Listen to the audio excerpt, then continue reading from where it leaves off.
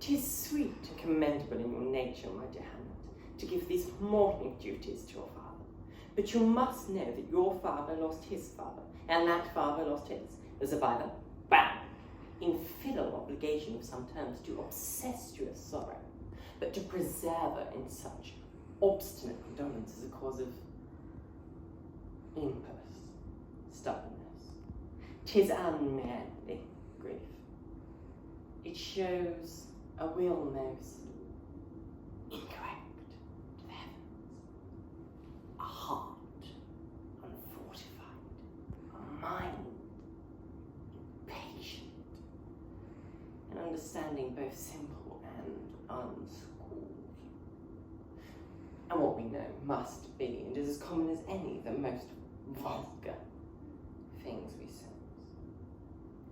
Why should we, in our fickle obligation, take it to heart?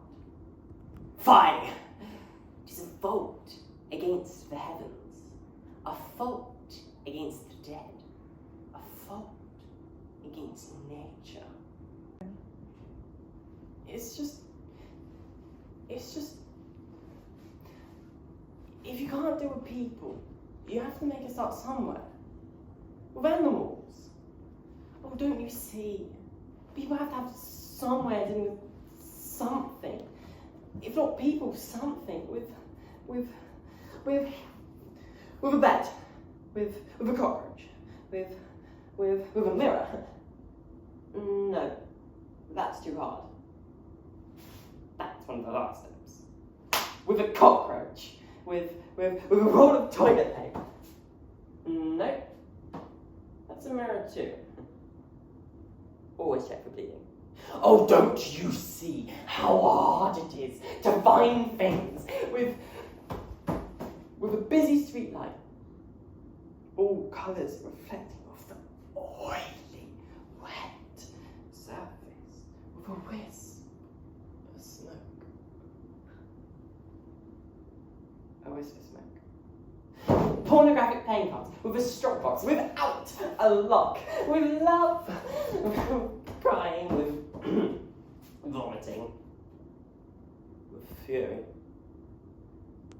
Because the pretty little ladies aren't pretty little ladies, of making money with your body, which is an act of love, and I could prove it with howling with joy because you're alive. With God. How about that? God, who is a coloured queen, who is a canary, who is a woman that cries of determination behind those doors. With God, who I am told turned his back on this whole thing some time ago. I just fucking killed Chuck. I think. I mean, he's just lying there. He's not moving. I don't think he's breathing. I mean, there I was, on the roof, with Marissa, talking, laughing, having a good time. I said, you look like Sandra Bullock. I said, I love hope floats. Who knew they'd be the magic words? Next thing I know, her clothes are off. And we are loosening those roof shingles like there's no tomorrow. And there's some kissing and some biting, some touching. Next I know, someone starts beating on me. I mean, pounding on me. Growling, yeah, growling. So I look up, and there's Chuck. And I'm like, what's the problem? And he's like, the problem, dude, is you're fucking my girlfriend. So I turn to Marissa, and I'm like, you're someone's girlfriend? And she goes, no. Anyway, yeah, it turns out he's not actually her girlfriend. He just wishes he was his girlfriend. And he's actually her cousin, or something. So he's got all of these weird, horrible, guilty thoughts about wanting her. And then he started crying, and that ruined Marissa puts her clothes back on and goes back through the window, back downstairs to the party.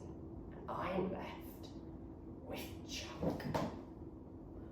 Whining, Blubbering, crying Chuck. And he starts going on about how his life is a complete fuck up and he might as well just throw himself off the roof. And for 1 second, I'm like, yes!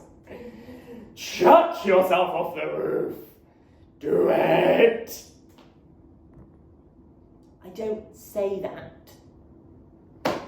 I say, it'll be fine, Chuck. You'll get yourself a girlfriend. Just maybe not your cousin, huh? And I gave him a gentle pat on the back. I gave him a manly thump on the back. He looked heavy. How was I meant to know he would go flying?